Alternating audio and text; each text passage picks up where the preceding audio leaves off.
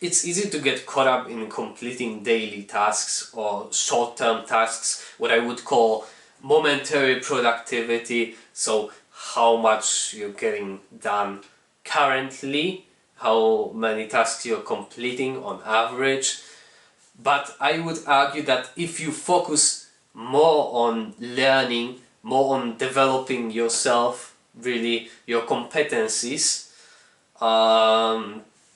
then that's not only not going to hurt you in the short term, that's actually going to be incredibly beneficial in the long term. So why would it not hurt you in the short term? There's this fallacy that when you take something, when you take time and effort from one thing, it immediately gets transferred to this other thing, but that's actually not true, and you have to, there are only very special scenarios in which that is the case. So maybe time, yeah, that could be true, but effort, not necessarily. Maybe you just, when you take away effort from one thing, you just become lazy. That's often the case, actually. But more importantly, when you think about like filling out an Excel sheet, for example, and you can do it either by hand, each cell separately, just from the keyboard, or you can figure out some function that does it quickly. We often don't think multiplicatively, let's say, we think more additively. If you take 2 to the power of 10, that's, you're probably going to think it's less than it actually is, because we don't generally think like that. It's more complicated, right? So that transfers over to developing a process, for example, like this Excel function, right? If you have even 10 cells that you need to fill out, you might think it would be much faster to just fill them out by hand, but actually it's 10 times one cell, and if you have this process and it takes you a little bit longer to develop that process, then you know it's 10 cells, it's 10 times whatever time you save. It's quite a lot, actually. And of course, the more cells you have, the more important it becomes. So that's why it's not, in my opinion, going to hurt you even in the short term. But it's also very important to focus more on learning and developing yourself, developing your competencies, because we often think of competency as this big scary thing, like it would take years to become a master at something. But really, when you think about it, when you create a plan to become competent at something, for example, let's take becoming good at car racing, right? So I'm not a huge racist myself, but I would imagine that you need to learn how to take low or not very curvy curves, right? Turns, right? So a slight turn, a medium turn, and then a large turn or a U-turn. You need to learn how to manage your speed and your grip, and a couple of other things. But when you put it on a piece of paper, when you list it out, it actually becomes only a manageable amount of things, right? The problem is that there are difficulties that you don't think of, so those couple of things actually get stretched out in time. It takes more time than you might think, but it's still a manageable amount of things, and if you just learn, for example, 2 of those things, I mean, you're going to be extremely successful. Like, it's almost half of the things you need to learn.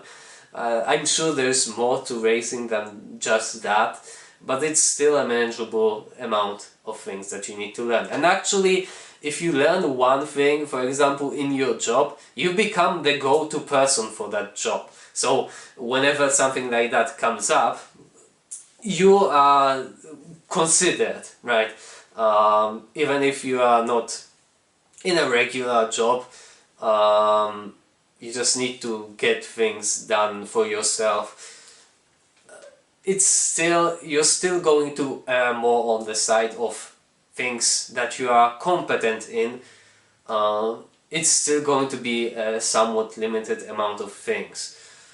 So it's incredibly important for that, right? Developing your competency.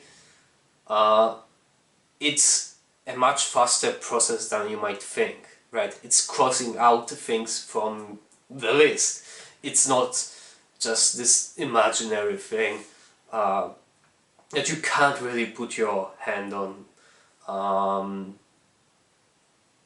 Just this big scary thing that's completely unmanageable, and just over time you hope that you become competent in whatever you're doing. So that's one thing. And actually there is a fallacy that people think that productivity and learning are very correlated, and they are, okay. The more things you get done, the more things you can, the more other tasks you can take, right? You complete one task, you take another, so you get more experience, and that's valuable for learning. But it's not a one-to-one thing. It's not like learning and productivity. Learning comes from productivity, productivity comes from learning, and it's pretty much the same thing. It's not that, and there is a difference, right? If you were to plot out momentary productivity versus how difficult the task is, at first, when the task is very easy, you're still getting something done. But then it becomes, the tasks that are difficult are more valuable, so your momentary productivity with more valuable, so more difficult tasks becomes greater, and then it reaches a peak, because at some point it needs to go down. When the task is difficult, it just takes an exponentially larger amount of time to complete the task, and at some point it might actually, you might just be banging your head against the wall, right? So that's the chart for productivity, momentary productivity. But for learning, it's similar, but it's different in a couple of very important aspects. So at first, when the task is very easy, you're not really learning anything, honestly. Then the more difficult the task becomes, you learn much more from it, and then it reaches a peak, but importantly, that peak is slightly shifted to the right, so towards harder things. So a little bit of banging your head against the wall is good for learning, actually. If you need to stop and think, that's good for learning. If you need to figure out a process for doing something, that's good for learning. Whereas productivity, you want to be in this sort of flow zone, as they call it, when the task difficulty is perfectly matched to your ability, and you complete the task, and it's as valuable as can be, but you're not wasting any time on it, and then you move on to the next one, and then the next one. So the momentary productivity is, of course, very high, right?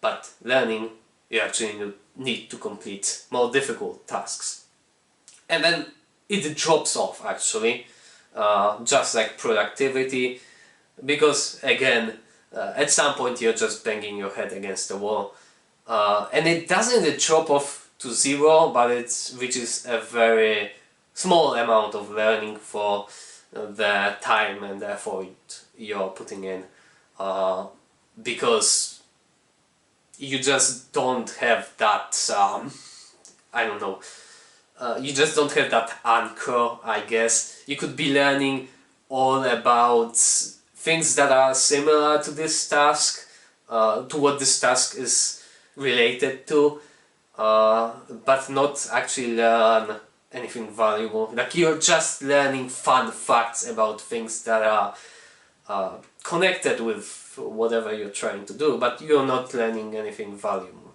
right? You're banging your head against the wall. I think that explains that. So those are the 3 key points that I wanted to point out in this video. First, that learning, focusing on learning more than just productivity doesn't really negatively impact your productivity in the short term as you might think, because again it's multiplicative. Second, it's very good for developing yourself. It's, in the long term, it's more important than you might think, right? You become extremely more competent, more than you would think that you would become from learning just one simple thing. And actually, it's, in my opinion, I wouldn't want to go to a job and just get my things done. Of course, sometimes you have to, but if you can, then you want to learn something actually in that job. And that's, to me, a much more important thing than just completing tasks.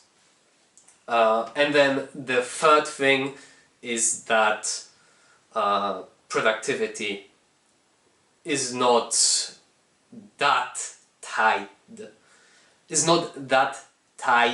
to learning, right? It's a little bit different. The curve for learning versus effort, how hard the task is different, and you have to really pay attention that every task you complete, you focus on learning as much from it as possible, instead of just completing the task. And actually that brings me to a fourth point, which I forgot to mention, that it's cooler, honestly. It keeps you more in touch with the task. It increases your focus because it's actually something that you want to be doing, because you're constantly learning something. And it just, like I said, it keeps you in touch with the task.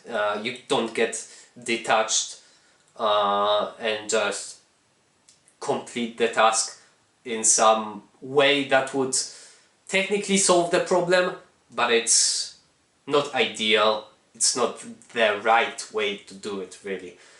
So that's about it for this video. See you in 2 years.